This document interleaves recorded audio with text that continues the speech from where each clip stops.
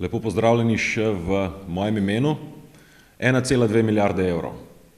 To je znesek, astronomski znesek, ki ga namerava Republika Slovenija nameniti za oborožitvene potrebe NATO na zahtevo NATO. O tem izdatku državljanov Republike Slovenije nihče ni vprašal ničesar, pa bi jih moral.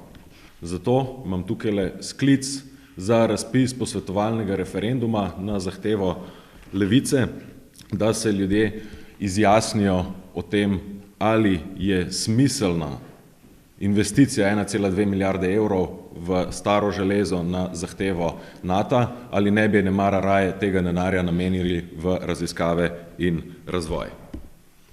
Odločitev, da se ta sredstva nameni za mednarodne orožarske posle, je bila sprejeta 29. junija lani, ko so obrambni ministri potrdili cilje zmogljivosti NATO za Slovenijo.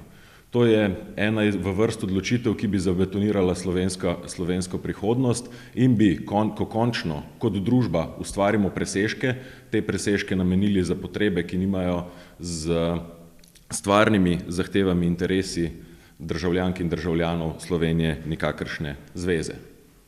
Po eni strani se sprašujemo, kako skrajšati čakalne dobe v zdravstvu, kako zagotoviti dodatne postelje v domovih za starostnike, ki pokajo po šivih, kako zgraditi drugi tir, ta naš drugi tir, na katerega čakamo že celo večnost.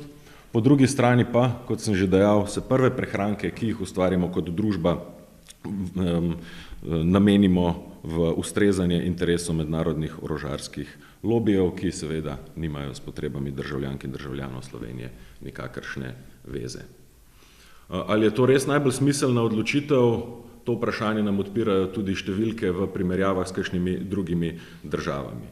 Samo v zadnjih 8 letih smo denimo namenili za orožarske potrebe več javnih sredstev kot Češka ali Avstrija. V odstotkih BDP-ja je to 1,1 odstotek BDP-ja v Sloveniji proti 0,85 odstotka na Češkem oziroma 0,74 odstotka v Avstriji.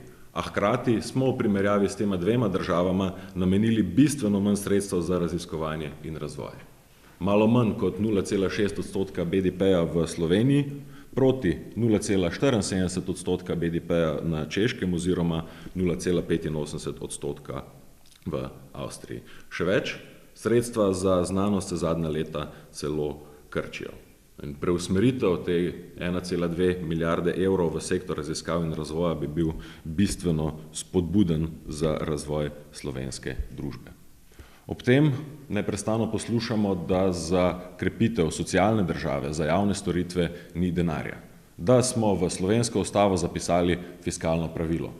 Ampak očitno to fiskalno pravilo velja samo, ko pride do socialnih izdatkov, do plač javnih uslužbencev, do pokojnin, nikakor pa ne velja za oborožitvene zahteve NATO. Ob tem Slovenija niti ni vojaško ogrožena. A sedaj bi kupovali orožje na enak oziroma podoben način kot Patrie, torej investicije v staro železo, ki za obrambo Republike Slovenije sploh niso primerne, so pa primerne za podporne operacije Slovenske vojske v okviru NATO-vih misij na tujem, kjer Slovenska vojska sploh nima česa za iskati. Referendumsko vprašanje, ki ga predlagamo, se glasi: ali ste za to, da Republika Slovenija porabi 1,2 milijarde evrov za oborožitvene zahteve NATO?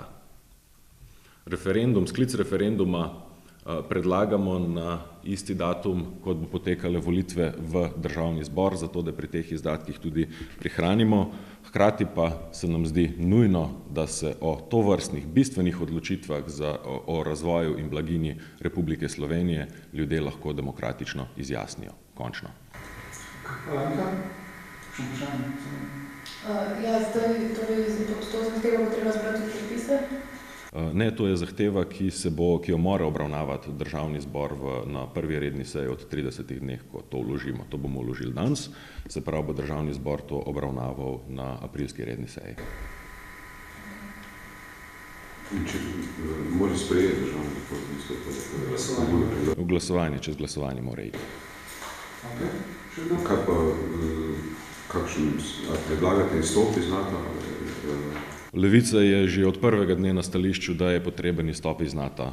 Zagotovo, ampak v tem referendumu se omejujemo na te izdatke, ki so namenjeni za 2 srednji bataljonski skupini. Namreč, kot vemo, so vse stranke v državnem zboru prijateljice NATO, Levica je tukaj edina izjema. Kaj pa sistemna podniška vojska, kakšno je vaše stališče? Prosim? Sistemna podniška vojska. Kakšno vojsko Slovenija potrebuje, mora biti stvar demokratične odločitve vseh državljank in državljanov. Od trenutka, ko zapustimo Zvezo NATO, mislim, da je to demokratična razprava, ki jo moramo opraviti in sprejeti neke usmeritve za naprej. Zagotovo pa NATO ni nikakršen garant naše varnosti.